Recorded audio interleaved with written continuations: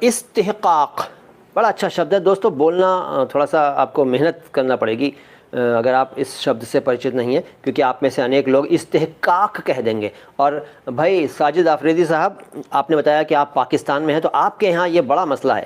میں دیکھتا ہوں کہ آپ کے ہاں سے آنے والے ویڈیوز یا پروگرامس یا جو بھی ہوتے ہیں، اس میں قاف کو بہت کم لوگ ہیں جو صحیح ادا کرتے ہیں، وہ کاف بولتے ہیں۔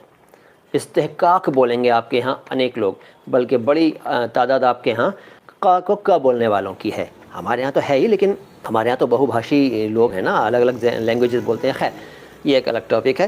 استحقاق آپ نے پوچھا، استحقاق کا مطلب ہے اپنا حق، صلاحیت، حق مانگنا، حق ثابت کرنا، اور ہندی میں کہوں تو سوتو، یوگیتا، ادھیکار مانگنا، ادھیکار سدھ کرنا، اور انگریزی میں کہوں تو رائٹ، کلیم، ڈیمانڈ، ٹائٹل، میرٹ، ایبلٹی وغیرہ وغیرہ وغیرہ۔ یہ ہوا استحقاق۔